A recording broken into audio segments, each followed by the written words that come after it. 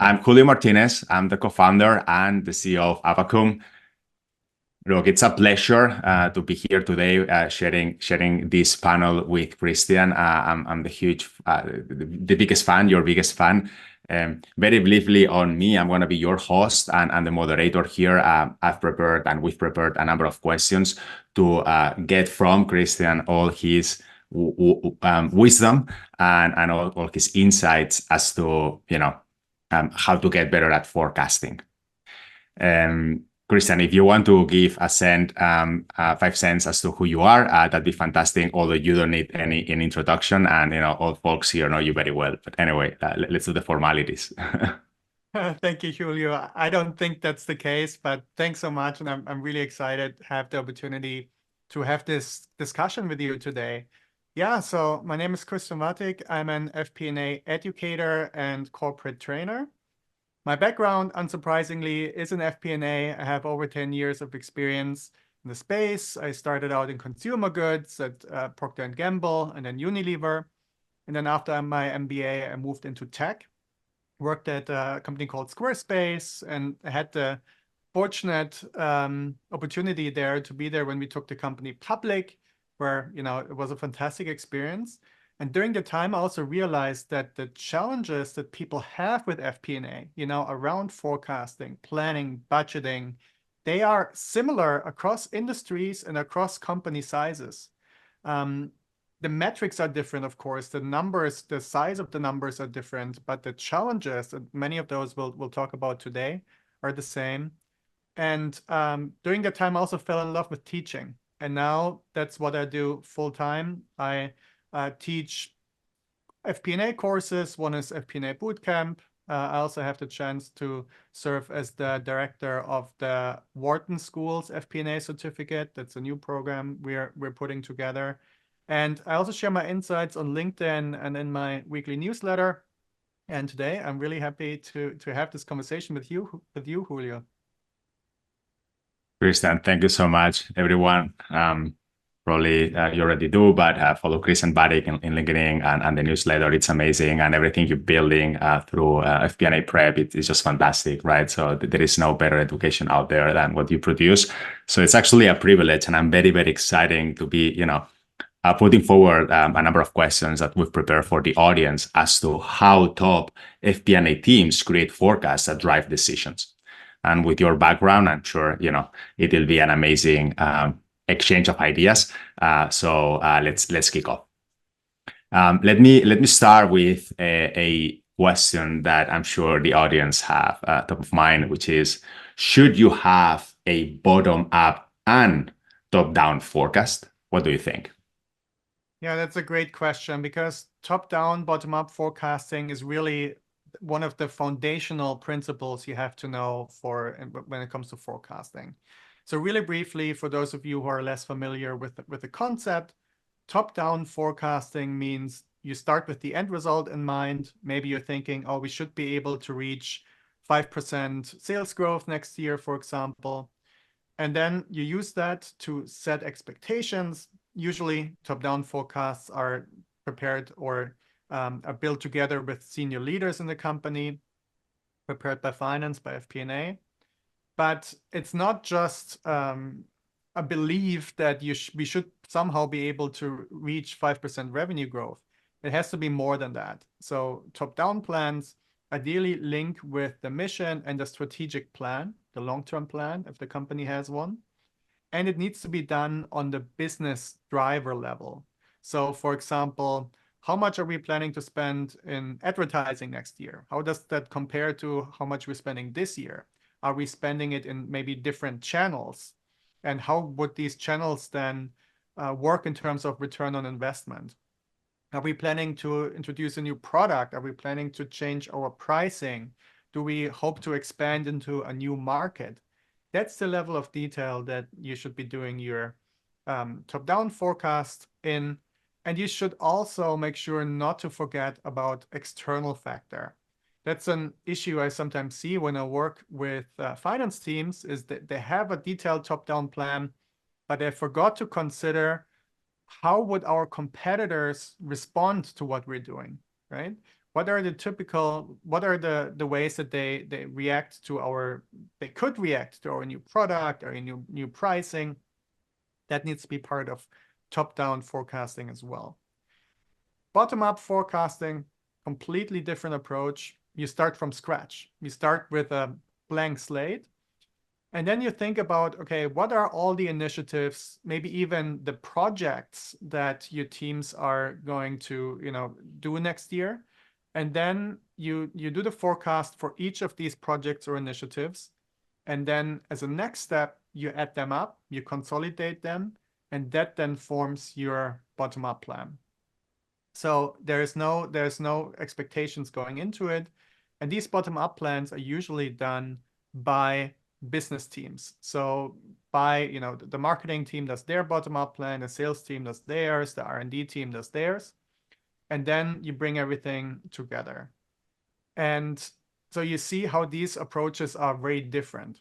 Now, the question was, why should you do both, right? Some people may argue, well, if the bottom up is so much more detailed, wouldn't it be enough? The thing is that you often have biases with either of the two. So a top-down is often more aggressive because it's put together by leaders who have ambitious plans for the company, and they're usually also prepared by people who are a bit farther removed from the business. Whereas bottom-up plans are put together by the people who are responsible for executing against them. So they are probably going to be much more conservative because they want to make sure that they will be able to meet and exceed the expectation that they are setting with the bottom-up that they're submitting. So if you compare both, then you're in a much better position because you can combine the two. Most likely, your top-down sales forecast will be higher than your bottom-up sales forecast, for example. And then that's a fantastic conversation starter because then you can go to the head of sales, let's say, and say, look, we've done the top-down, we arrive at a different conclusion. Why don't we sit down and compare our assumptions to understand, where do we have a difference? It's a completely different conversation than if you only have the bottom up and then you meet with the head of sales and you say, oh, your number looks too low. Now that creates defensiveness and it's not really data-based. But if you have a proper top-down with detailed assumptions, you can compare the two. And the other question I sometimes get in this context then is, which one should come first, right? Should the top-down come first or should the bottom-up be done first?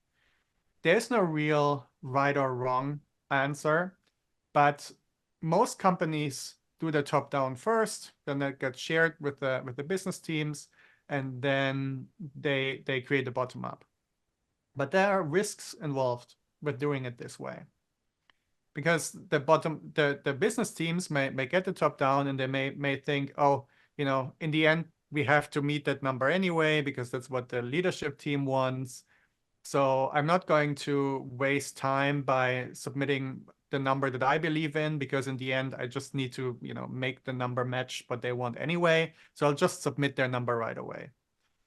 And you don't want that, right? You want people to say what they actually think the business will land, because otherwise you lose track of risks and also potentially opportunities. So there could be an advantage of sharing the bottom up first. When I used to work at the previous company I used to work at, I tried to do that and I got a lot of pushback actually. So the chief marketing officer I worked with was hesitant. She didn't want to do the bottom up without having the top down expectations, because she felt like, oh, this makes me uncomfortable because I don't know whether the number I'm sharing is actually in line with expectations at all or completely off. We had some back and forth there. And at the end, we decided to say, okay, we'll still do the bottom up first, but we'll give you some guardrails. We'll give you something to work with. Roughly you have that much in marketing spending. Roughly we're expecting that much in terms of leads and conversions. And that ended up working out very well. Yeah, so I'm curious, Julio, what has your experience been with top-down and bottom-up forecasts? Christian, fantastic answer. Thank you so much for all this context and sharing some live examples from your experience. And very briefly, maybe on my side, something that we do at Avacom, but also we see our customers do, is effectively combining both approaches at the same time. And I think bottom up is this amazing opportunity to engage with the stakeholders, right? We are here empowering finance teams so that they drive better decisions. So through bottom up forecasting, you are really engaging in strategic conversations with your top stakeholders and get to those numbers so that later on people stay accountable and you have this buy-in from the business. So that's a critical approach. Also, of course, top down is even more classic and oftentimes unavoidable, right? So the leadership team will have some metrics to hit, discuss with the board. That's why you also have a budget. That's also why you have a top-down approach where, given market conditions, given a number of things, we need to meet these targets as a company. I think that's unavoidable and always happens. Like we have all of our customers doing a top-down approach, and then the vast majority of them doing also as well a bottom-up. And this is where, as you said, Christian, the magic happens, is in that conversation where both of them meet, and then you can start having those informed conversation and start making decisions. Those are going to be fleshing out the trade-offs. When you see that delta, when you see that gap, then it's, okay, I need more resources as a CRO to hit that top-down forecast. And it becomes a way more informed database conversation. And this is where then the strategic finance team, the FP&A team, is really driving better decisions for the company or supporting stakeholders in the business, making better decisions based on forecasting and FP&A, right? So this is when you become at the center, when FP&A teams are placed at the center of the strategic conversation. Yeah, and actually you mentioned a good point, which is, FP&A should be at the center of the strategic conversation. And sometimes, people tell me, well, how can I even add value when the business teams are putting the bottom up together? No, actually, FP&A has a big role to play there as well, because you need to challenge them. You need to, or rather challenge the assumption, not challenge them as the person, but challenge the assumption they're putting out, and ask questions around, okay, how did they come up with it? What have they considered in terms of risks and opportunities? What were the external factors they considered? And that by asking these questions, you're actually helping them think about the business more comprehensively and hopefully even help them think outside of the box. Thank you so much. Thank you so much, Christian. Well, let's move on to the second question. That it's a classic topic, and actually, both you and I have written a lot about this in different formats, and I think it's a classic for all finance professionals and FP&A professionals, and it's rolling forecasting, right? Rolling forecasting, pros and cons. So let's kick off with your views on advantages and disadvantages of rolling forecasts. Yeah, I love the topic because it's so often discussed as the end-all, be-all of forecasting. Before I go there, I just wanted to note, I saw that people started posting questions in the Q&A section. It's fantastic. Please keep adding questions there. We'll answer them at the end of the webinar, because that way, we can make sure we reserve time to answer all the questions. So please keep adding them. Yeah, so a rolling forecast, let me first define it, and then I'll talk about the advantages and disadvantages. So a rolling forecast projects expenses or sales over a set period of time. So say 12 or 18 months. Most companies choose 12 months, no matter whether you are at the beginning or the end of the fiscal year. So contrasting that with a traditional forecast, it's not a rolling forecast. There you always just project until the end of the fiscal year. So if your fiscal year ends on December 31st, you forecast 11 months in February, 10 months in March, and in November, you would only forecast 2 months. And you can already see just, by comparing that to always forecasting 12 months, there are some big disadvantages with the traditional way of forecasting. So because when in the traditional way of forecasting, when you're getting to October, November, that's typically when you also start annual planning for the next year. But while you're doing the annual planning process, probably business teams already need to make decisions about Q1 investments. They need to sign contracts and need to make commitments. And the budgeting process is probably still in full swing in October, November. Nothing is finalized, nothing is agreed. So there could be this vacuum where leaders are, either they have to wait longer with making decisions, which is not ideal, or, they just have to take a leap of faith and making commitments without an approved budget, which could backfire later on. A rolling forecast eliminates that problem because you already have something there for the first quarter that can help them set expectations. And another advantage of rolling forecasting is that you always, by always considering 12 months, you keep rigor in your forecast. You always have to think about, okay, how can I accurately predict the next 3 or 4 months? And how can I efficiently, but still with a certain degree of accuracy, forecast the remainder of the year? You will never be able to have as much accuracy in months 9 through 12 than you have in months 1 through 3. You also have to be clear about that upfront. Nobody has a magic crystal ball and the business is moving quickly. But by always forecasting 12 months, you maintain that discipline and that advantage. Then you have advantages of iteration, because every month you can think about, okay, is there another forecasting technique you can try? Is there another thing I could do to improve my accuracy? But if you're in the traditional way of forecasting, it gets easier and easier the closer you get to the end of the year. And then there's less pressure to iterate and work on that. So there are a lot of advantages, but there are dangers associated with rolling forecasts as well. And the number one concern I have when a finance leader tells me, oh, we're working on implementing a rolling forecast process, the number one danger is that you shouldn't think that this can replace your annual planning process.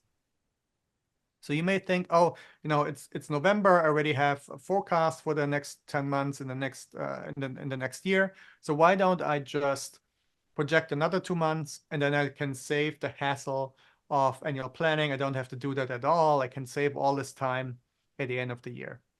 I would strictly advise against that, simply because the issue is that sorry, one moment, the doorbell is ringing, but I think it should be fine.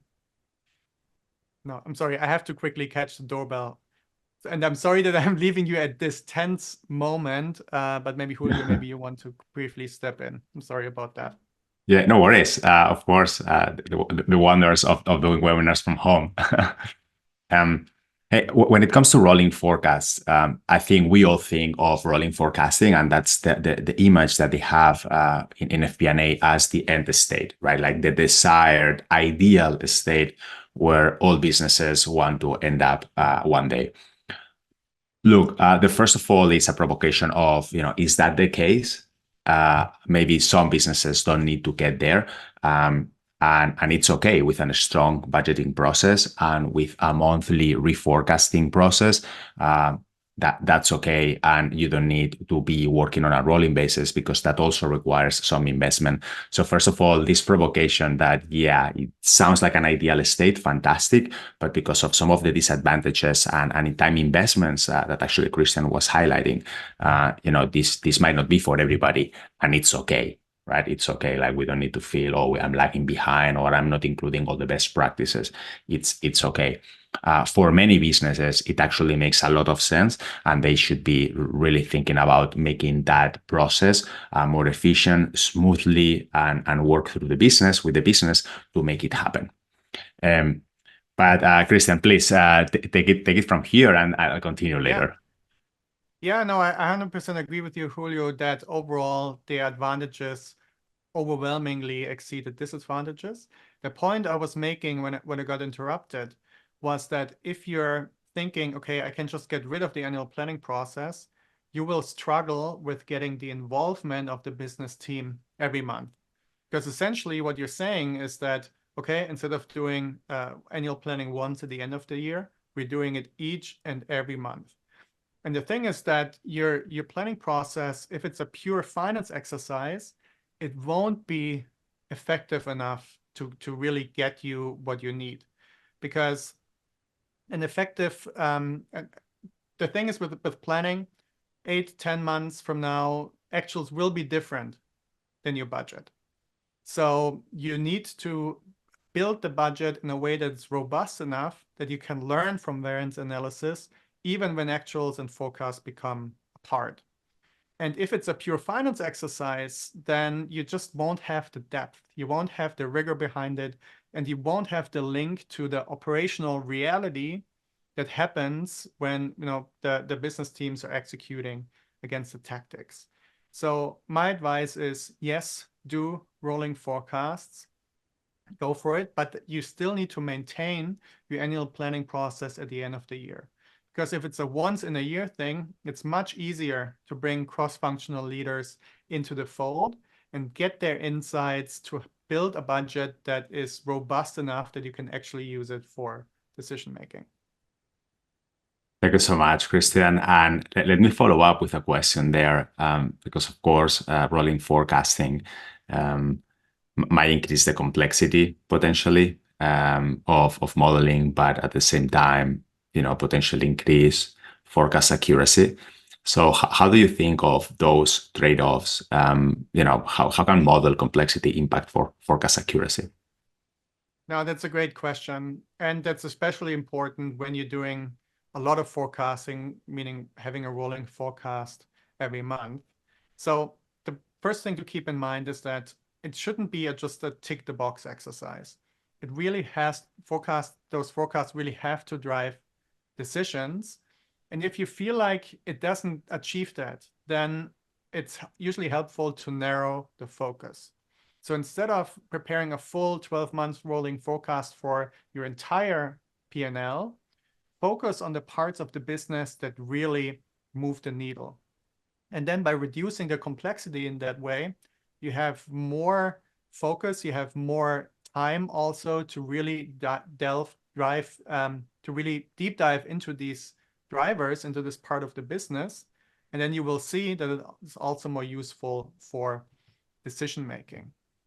In addition to that, if you keep your model simpler, you'll learn what works and what doesn't work by looking at it each month.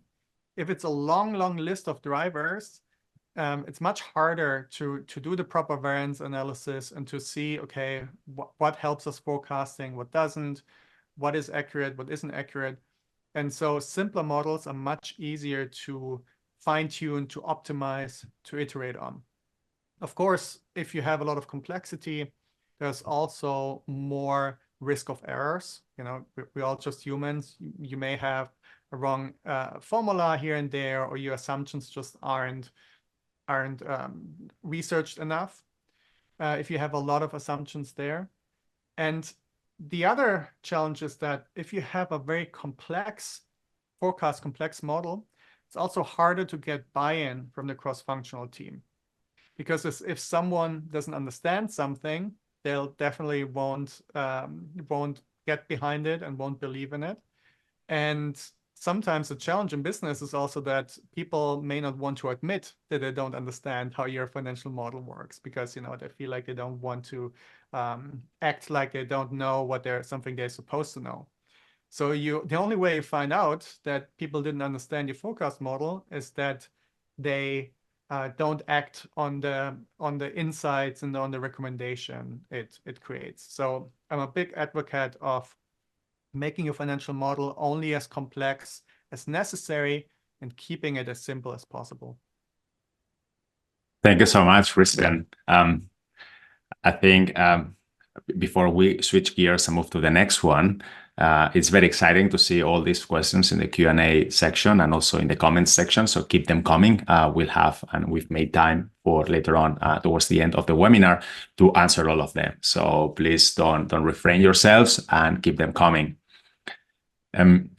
Look, rolling forecasting is a super interesting topic, and I think what I heard, Christian, is that in a way, best teams and best companies spend a lot of time executing, and actually you said, hey, like rolling forecasting only makes sense when it's driving better decisions, right? And in many cases, you have all these advantages as to why a rolling forecast is going to help you drive better decisions to the business. Of course, it's not a substitute through a thorough, meaningful budgeting process. This is also a lesson that I'm taking away for me. And of course, when the process is very cumbersome, well, first of all, challenge. If we've built a too complex model, I've been there, frankly. So you get very excited, and all of a sudden I overcomplicated things. So hey, great lesson from you as well. Keep it simple. Maybe there is also an opportunity to automate those workflows and drive some more automation through technology there. But in essence, rolling forecasting is meant to not to give work to everybody, but actually drive business outcomes, better decisions. So thank you for sharing. I think loved it. Good. Let me switch gears now to another classic topic, which is driver-based forecasting.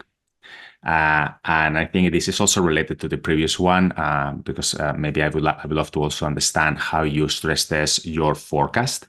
But maybe we can connect that with driver-based forecasting and rolling forecasting. But Christian, get us started with the overall question on why should finance teams consider using business driver-based forecasts?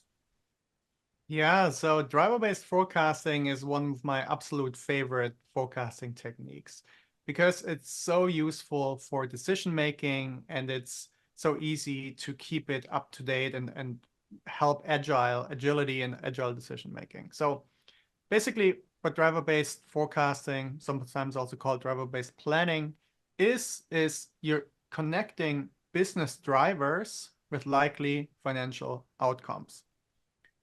So it's a powerful forecasting method because it combines deep business understanding with a model that is easy to maintain, easy to understand, easy to keep up to date. And actually, rather than talking about it, I can share my screen and show you what a driver-based model looks like, a driver-based forecast. Awesome. That's exciting. I'm going to share my screen here. Can you see that, Julio? Yes. Okay. So here we have a driver-based planning example for the subscription of a SaaS company, a software as a service company. And here on the left, you have the business drivers. And then over here, you have 3 scenarios for the subscriptions. And just really briefly, because sometimes people confuse what business drivers are. So business drivers are not marketing, sales, headcount. That's way too high level, right? It has to be more detailed. So for example, here we said, well, one business driver is that we want to increase unaided awareness. It's a marketing term. Basically what it means is that we want, when people hear the name of our brand, we want them to know what our product is and what we stand for and how we help people. That's unaided awareness. We don't help them by telling them what we're all about. Company invested into building that. So there are scenarios how this will increase subscription. Then this company also increases their direct response budget. So that's the part of the marketing budget that's responsible for people immediately going to the website and signing up for a trial or signing up for a subscription. It's basically an ad that says, hey, here, this is what this product does. Why don't you go check it out? Direct response. And we had a budget increase here, and then we modeled out, okay, how much in terms of additional subscriptions should we get with this budget increase? And we also had an assumption on inflation, because with increased inflation, people have less money, and then maybe they're less likely to purchase our product. We had a new promo strategy. We had a do nothing different scenario because we realized, hey, if we're not doing anything, actually conversion rates are declining over time. And then in the end, we also had an impact that was related to the pandemic and adjusting for that impact. And then how it works is you have a conservative, a balanced, and an aggressive scenario for each of the drivers. And that's where a lot of the power of driver-based planning comes in, because it may happen that you say, well, 4 million new subscriptions in 2023, that's not enough, right? The expectations from the board, from investors, from senior leaders is that we need to get more than that, at least 4,200. Now with a driver-based forecast, you don't need to go back to the drawing board, because you can discuss among the leadership team, in which of these drivers do we feel comfortable to take more risk. So in this case, for example, we're saying, well, we are very happy with unaided awareness has improved over the last months. So we're confident that we can go with the aggressive scenario here. Direct response marketing, we are not comfortable going with the aggressive scenario, because we are afraid that once you keep increasing your marketing budget, at some point you get diminishing returns. But inflation, the latest figures we saw actually suggested that maybe the balance scenario was a little bit too conservative. So we can go with the aggressive scenario here. And then you can really quickly just add up this new forecast, and you find that actually this gets us very close to where we need to be, 4,100. And the reason that I think this is really cool is that you can then also tell a story around how much risk is in the forecast. And this story becomes very easy to tell, because you can tell, the board, investors, that because you believe in unaided awareness and less impact on inflation, it's a calculated risk, and we're confident that while it's stretched, we can make that happen. And then you lock the forecast, but then throughout the year, you keep watching all these business drivers, and you keep thinking, okay, is this actually working or not? Or does it look like maybe we have to go with the conservative scenario? And then it's super easy to adjust. You just change the number for one of the business drivers, and your forecast is updated, and you even have the explanation already built in. So that's what I love about driver-based planning. Christian, thank you so much. I think this is a clear evidence of the quality and depth of your educational programs. Loved it. Loved the example of how you thought about driver-based forecasting. Thank you so much for sharing. I think overall, as a founder or as a CEO, I love this approach as well, because, we all need to have the basics of a business equation in mind, and how we play with the inputs and the outcomes that matter, and exploring the relationship between both. And then, when you share the screen, it is the perfect example as to how the finance team, the FP&A team, can really have a very impactful conversation, eye-opening conversation with other executives in the business through this driver-based forecasting. You don't need a lot, but hey, through moving those levers, you understand what is the risk that we are incurring, what are the externalities, and actually what's the sensitivity analysis, so that ties neatly into sensitivity analysis as well. So overall, game changer when finance teams equip themselves with these techniques, and then drive better decisions with the business. So fantastic. This is a nice stepping stone into the next question and topic, which is scenario planning, right? And a question I have is, and you've talked a lot about it, and I'm a big fan of your views here, and how some people in the industry might not get this right. How can finance teams get started with a scenario planning? How do you go to implement that and make it a success? Yeah, now scenario planning is such an important tool because it helps you have more time to make decisions and thereby improving their decision quality. Because if you don't have scenario planning and then the worst case happens, it's an emergency. Everyone is rushing to see, okay, how do we deal with what the competitor threw at us here? And then the decision quality just isn't there.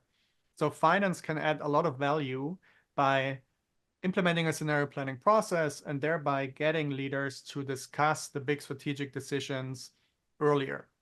Now, the important thing is that you don't confuse scenario planning with what if analysis. They are two completely different things. So what if analysis is about what could happen. So it's a purely mathematical exercise. For example, let's say you're thinking about a price increase, and what if analysis would be, okay, if we increase our price by 5%, we probably lose 3% in sales. That's not yet scenario planning. That's the beginning of scenario planning, but it's not scenario planning. Scenario planning takes it a step further. Scenario planning means that you're not just thinking about what could potentially happen, but you do run an analysis to understand what is the likely scenario. So for example, and what's a scenario that makes sense? Does it make sense to increase the price by 5%, right? How would it then compare to our competitors? Would we still be on par, or would we perceived as being, too high price compared to our competitors? That's scenario planning then, because then you say, well, we should consider a 6 or a 4% price increase, because that's the sweet spot between where we're not too expensive, but we can get something out of that. And then you talk about, okay, what will happen if we do, what may happen if we do this?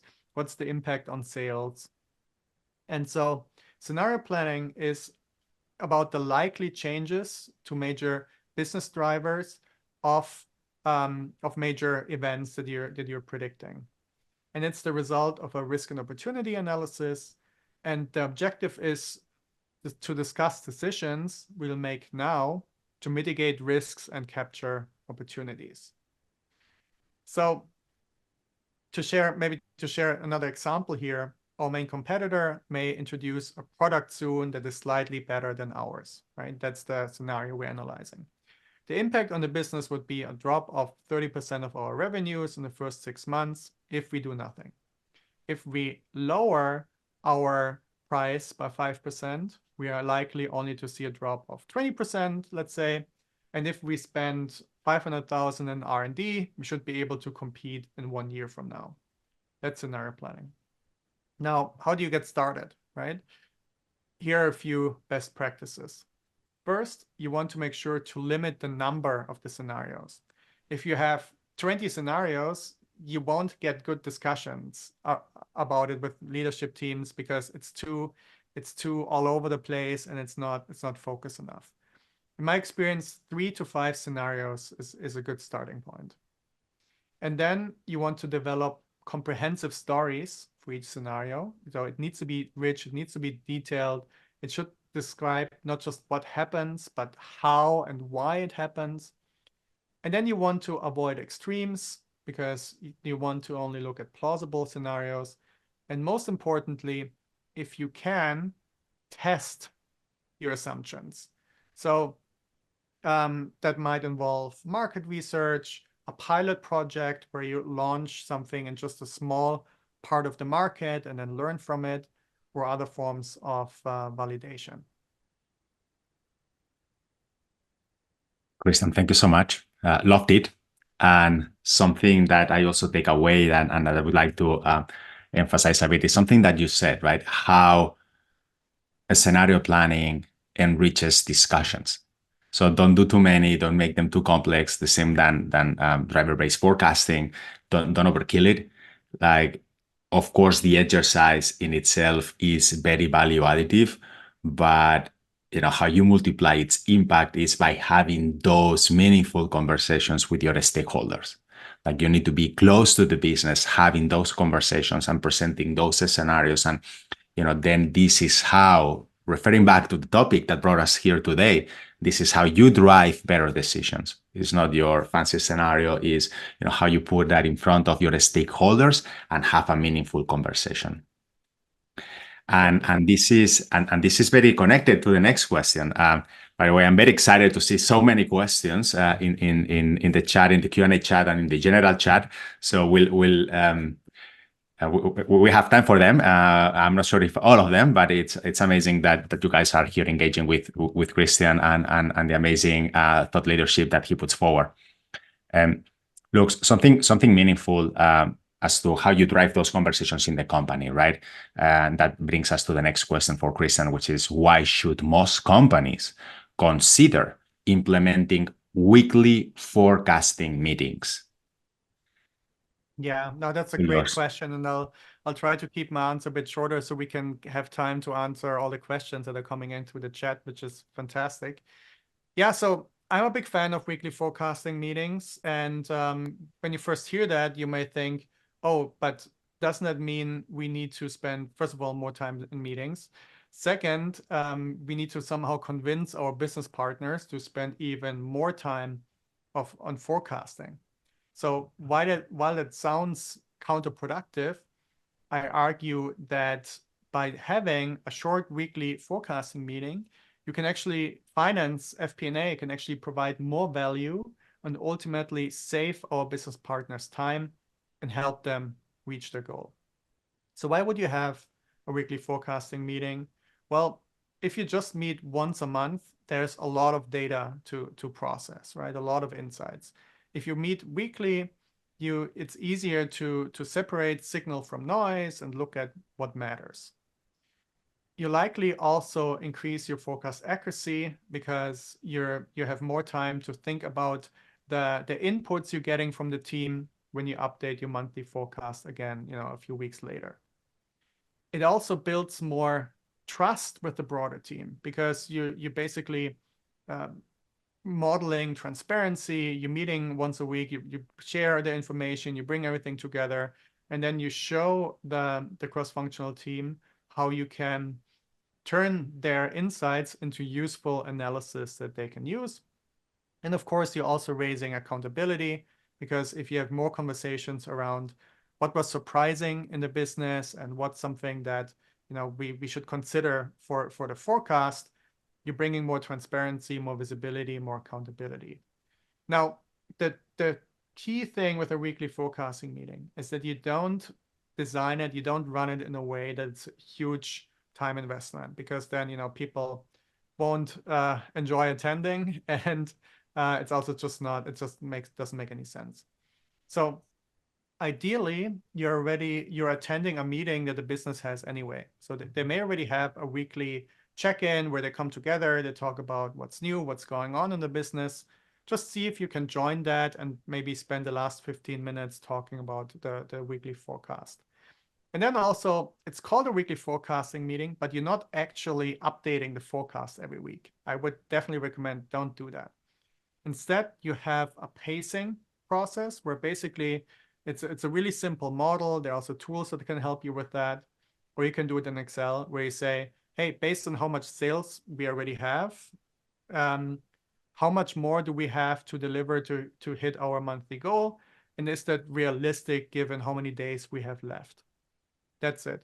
But the key benefit comes from hearing about all the news that the business teams get and bringing that together, because then the monthly forecast becomes much easier. I would also recommend don't put any slides together for this meeting. It takes way too long for something that you do on a weekly basis. Instead, just use a simple Excel tracker, share your screen with the Excel. No, that's totally fine. And then keep it as informal as possible. It really comes down to just having more frequent touch points with the business rather than just once a month, and staying closer to what's actually going on. Christian, thank you so much. We've spoken a lot in the past about how FP&A and finance need to become business partners to have an impact in the business, right? XP&A and all this trend where we want to be spending more time with the business. And hey, you need rituals to anchor that relationship with the business. You cannot depend on, if they have time. You need those rituals. And hopefully those can be weekly, as Christian was highlighting, maybe bi-weekly, if anything, right? But how do you are in front of them in an efficient way and adding value, going prepared to those meetings to add value, having analyzed the data, not overkilling. It's not a board meeting, right? So also keeping the preparation light for both sides and everything that Christian mentioned. But, really, really excited to hear your opinion here. Let's move to the last question, Christian, before we go to the Q&A. And that is biases in forecasting, which tend to be sometimes very relevant. What are the most common ones, and how do you actually avoid them? Yeah. So forecast bias refers to a systematic error, something that persists over time that skews your forecast results. And so it's either consistently overestimating or underestimating. And in terms of the most common biases, there are a few things that create this bias. One is that simply the fact that we are not thinking ahead about unknown risks. So let's say you're putting together the forecast for sales. You may have a very robust pipeline of new opportunities that you're including for the forecast, and you feel like it's very solid, it's balanced, but you're not factoring in that there are unknown risks. Some of those opportunities that look very certain may actually fall through. You don't know that. You can't know that. But you should include a buffer in your forecast for these unknown risks so that you're not biased to overestimating sales. Same thing when it comes to project timelines. Project timelines are notoriously underestimated. Large projects always take longer than you originally think. And that's because there are so many unknown things that could go wrong. And so you need to factor that in by creating a buffer up front. Another source of bias is historical data misinterpretation. So even when you think you have a data-based forecasting approach, you use historical data, you project it, you still need to figure out what are one-off impacts in your historical data that won't repeat. And that can be tricky and can lead to forecast bias. Machine learning algorithms may do a better job than you in this case. And in these days, you can even buy a machine learning model in a box as a tool. You don't even need to have data scientists in your company. Modeling flaws can also introduce bias, errors in your formulas. But one of the most common issues is external pressure. The politics, the desire to present favorable results can often lead to overly optimistic forecasts because leaders don't want to appear as if they're pessimistic, because then their boss may think, oh, it seems like you don't believe that we can do this. You don't believe in your own capability of turning it around. But you don't want that, right? We want people to actually put in the forecast what they think. So finance has to help in terms of how you address this. First, you have to measure it. And then you need to help people uncover these biases, because often they're not aware that they're there, by asking the right questions and by comparing forecasts to forecast and measuring that accuracy over time. And then just showing people the data and say, look, in the last 6 months, 80% of the time you under forecast sales. What could drive that? Let's figure out to see what we need to adjust. Christian, thank you so much. Fantastic. And hey, we have 8 minutes left to jump into Q&A. It's a very exciting part of the webinar. So thank you for all your engagement. Let me kick off with the first one that is related to something you just mentioned, right? What if you have the finance team do the bottoms up build? For instance, have the detailed and more accurate way of doing the rolling forecast, but remove sandbagging bias of individual teams. Yeah, so I would argue that you should always get the input from individual teams, because even if you're close to the business as finance, you're never going to be as close as the people who are actually spending the money, deploying the tactics, running the initiatives. So your bottom up will never have the same level of depth than the forecast from business teams. So rather than just trying to do it on your own, I would do a collaborative approach where you do it together with the business teams and then help them sense check it. Well, that's fantastic. Thank you so much. Always close to the business, always including them in the process. Let me go to a question that is relevant. Which book or material do you recommend for analyzing the best drivers for the company's forecasting process? There you go. That's a good question. So if I just turn around here.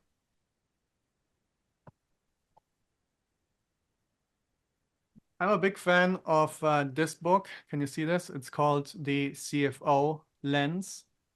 Yes. It's written by a former CFO of IBM in India, and it's fantastic. It talks about forecasting. It talks about different aspects of FP&A. There aren't a lot of good books about FP&A actually, but this is definitely one I would recommend. Then of course, see if you can find a good course online. There are very good FP&A courses. I happen to offer a few of them myself as well. FP&A Bootcamp, the Wharton FP&A certificate. If you Google that, you'll hopefully find something that can help you as well, because we cover business driver analysis in depth. Thank you so much. Another question we've got is, how do you update drivers that are harder to measure or track against?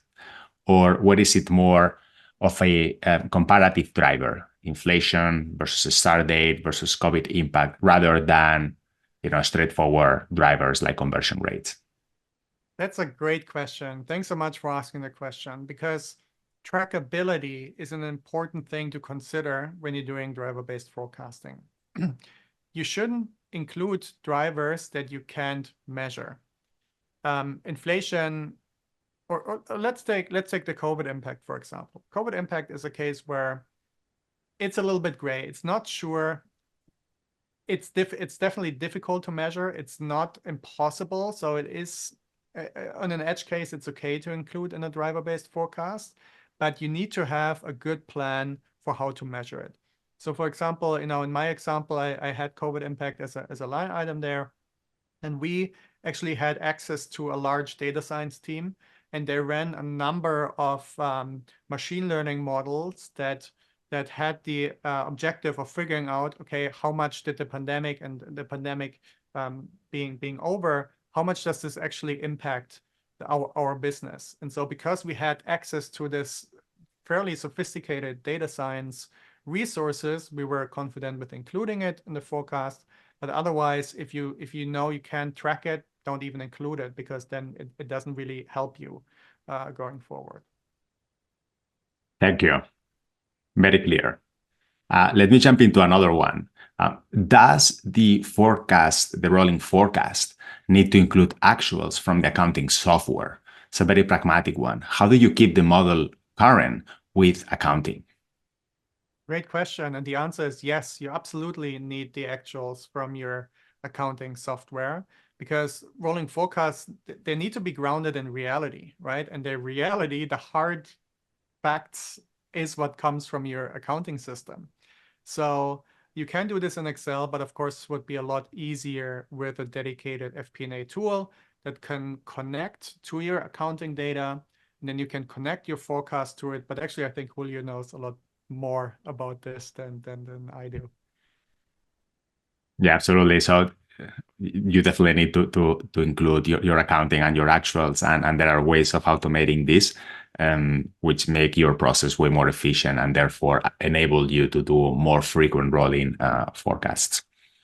I think we can do a quick clarification. I'm seeing a question, and I think it's an important topic that you like to emphasize. a little confused. It's saying a little confused on the definition and outline on what if analysis versus scenario planning. And it's important, I think, to get this right. The later is sounding more about market research, qualitative strategy, but in an actual model, I'm not clear how you are defining that as different from what if analysis. Yeah, great question. Thank you. So when you open up your spreadsheet and you have a what if analysis on one hand and you have a scenario plan on the other hand, they actually don't look very different. The difference is what's behind the numbers. In a what if analysis, you're just doing some mathematics, maybe a formula, but there's not that much depth behind it. In a scenario plan, each number that you have in that model has a story behind it, has a root cause analysis behind it, has a connection to operational drivers and a deep discussion around what is the right number and why and how did we come up with it and how do we track it. So the scenario plan is an evolution of the what if scenario that includes that deeper thought and that deeper analysis. Thank you for clarifying. And this has come to an end. So I'm sorry we cannot cover all the questions. We have a few seconds left now. So before we depart, we wanted to be very thankful and appreciative for you attending to this webinar. It's been a blast. So I've personally learned a lot. Hopefully it was meaningful for everybody here. Christian, thank you so much. I can't wait for the next one. Thank you, Julio. I really appreciate it. I had a lot of fun discussing forecasting and FP&A with you. And yeah, I'd happy to come on again if you'll have me. Absolutely, 100%. Everybody else, stay tuned. We'll be back with Christian with more amazing content for every one of you. Thank you so much and have an amazing rest of the week. Bye.